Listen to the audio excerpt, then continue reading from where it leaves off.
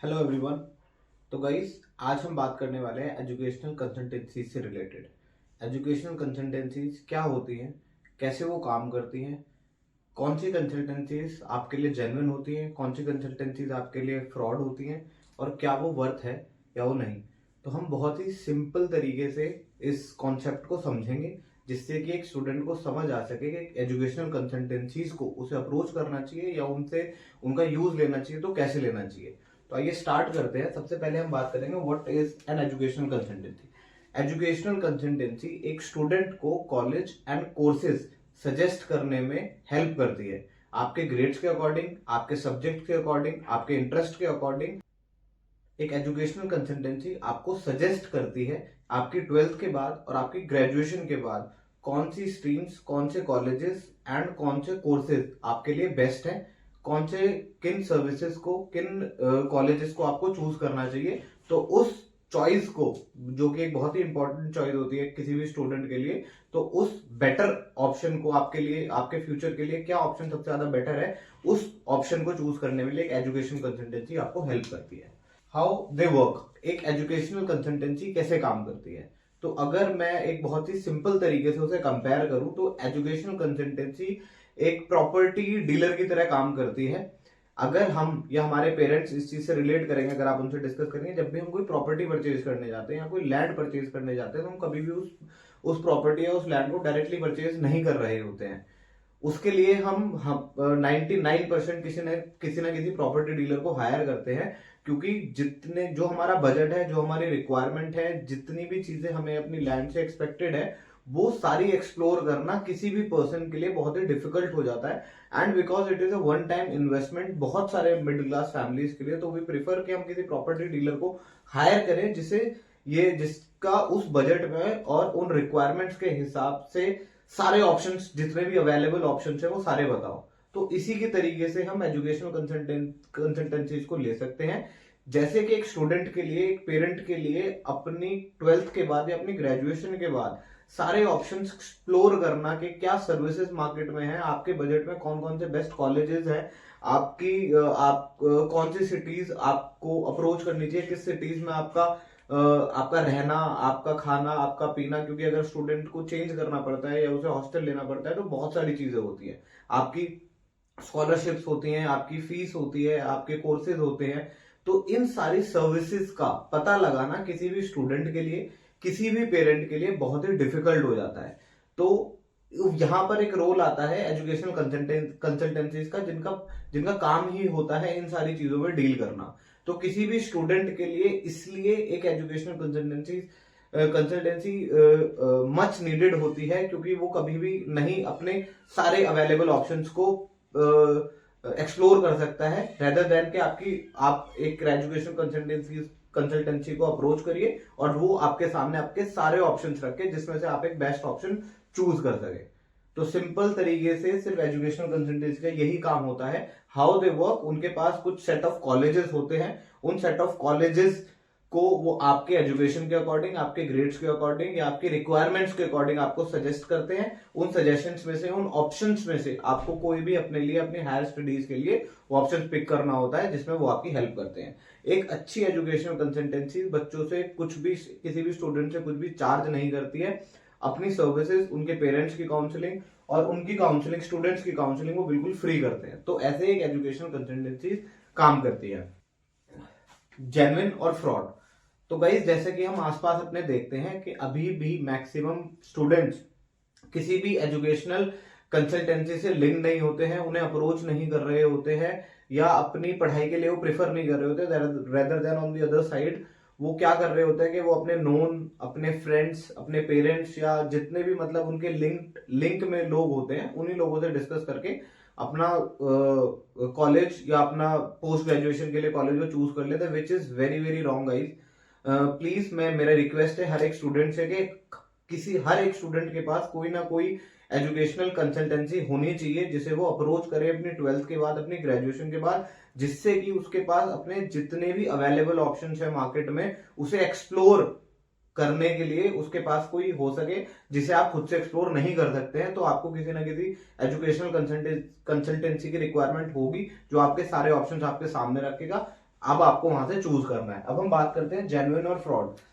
तो किसी भी बिजनेस में, जो भी मार्केट में होता है, तो बहुत किसी भी बिजनेस को आप उठा लीजिए तो उसमें कुछ जेन्युइन लोग होते हैं, कुछ फ्रॉड होते हैं। जेन्युइन लोग कैसे काम करते हैं, अच्छी एजुकेशन कंसल्टेंट क्या होती है, मैं आपको थोड़ा सा बेस बता देता हूँ।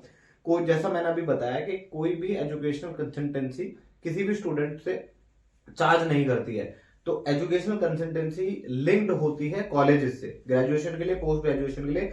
कुछ उनका जो फीस स्ट्रक्चर होता है या उनके जो पेमेंट स्ट्रक्चर होता है वो कॉलेज के थ्रू आती है, कि जितने स्टूडेंट्स को आप कॉलेजेस में एडमिशन दिलाएंगे उतना पे वो आपके वहां से देते हैं। तो स्टूडेंट से आपको कुछ भी चार्ज नहीं करना होता है, मतलब स्टूडेंट्स के लिए इट्स फ्री ऑफ कॉस्ट। जो फीस आपको जाके वहां पर देनी है, आइदर तो आप उन्हें दे दीजिए, आइदर आप वहां पर एजुकेशनल कंसल्टेंसी के थ्रू दे दीजिए। आप किसी भी तरीके से, आप you are in the win win situation, एक स्टूडेंट के लिए वो कोई भी।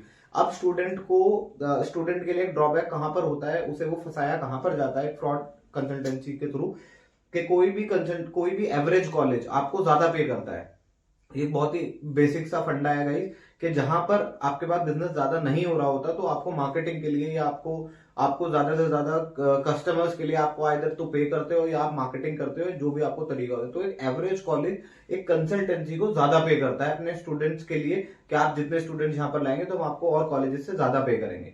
तो एक जो कंसल्टेंसी होती है वो एक स्टूडेंट को फोर्स कर रही होती है कि आपको इस कॉलेज में एडमिशन ना लेके आप इस कॉलेज में जाइए, यहाँ पर आपको ज्यादा बेनिफिट्स है।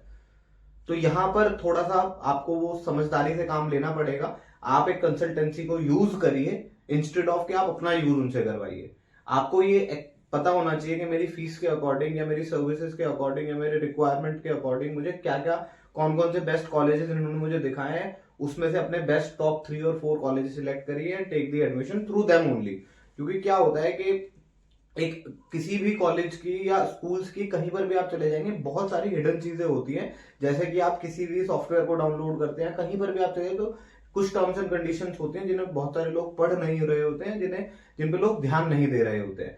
तो उसमें आपकी आपकी स्कॉलरशिप्स आ जाती है, आपके फ्री ऑनलाइन कोर्सेज आ जाते हैं, आपकी हॉस्टल सर्विसेज आ जाती है। बहुत सारी ऐसी सर्विसेज होती हैं जो एक नॉर्मल, अगर आप डायरेक्टली जाके स्कूल को अप्रोच करोगे तो वो आपके लिए हिडन होती हैं। बट वो किसी भी कंसल्टेंसी के लिए, चाहे वो एक अच्छी कंसल्टेंसी हो, चाहे वो एक फ्रॉड, मतलब एक फ्रॉड कंसल्टेंसी हो, वो उन्हें पता होता है कि कौन कौन सी सर्विस एक स्टूडेंट्स के लिए अवेलेबल है यहाँ पर।